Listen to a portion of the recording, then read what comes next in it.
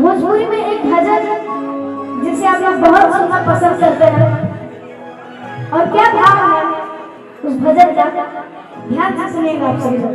कि धोवत धोवत तोहर मंदिरिया आदे हथवा हियल होवे आता बोलही काहे मैया आदे तुहराइले होवे आता बोलही काहे मैया। हम चाहते हैं जितने भी हमारी चाची लोग हैं, बुआ लोग, हम चाहते हैं आप सभी बैठ जाइए जितने भी हमारी भैया लोग हैं। किस भाव में कहना है कि धोवत धोवत तोहरे मंदिरिया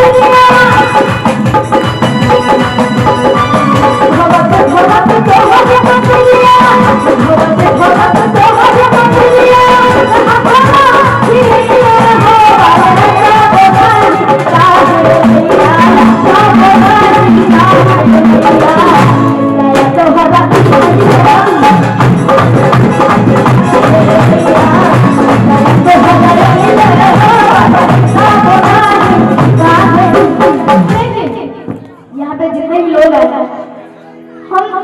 भोजपुरी समझ रहा है ना सबसे, भोजपुरी बुझा रहा है।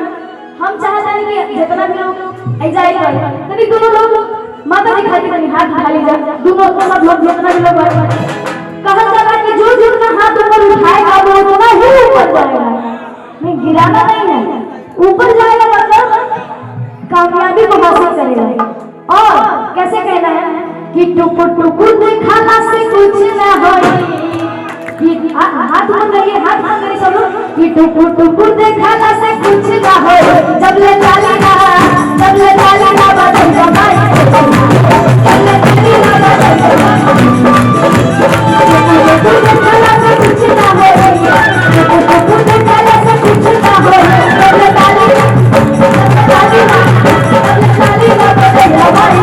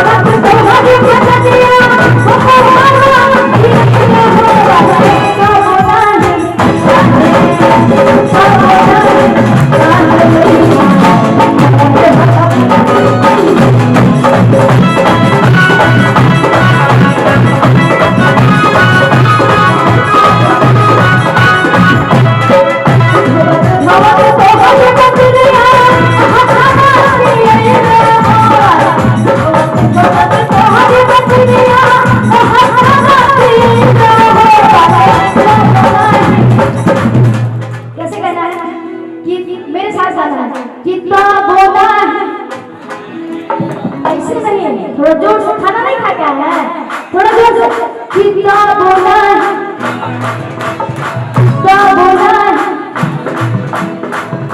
दया तो हमारे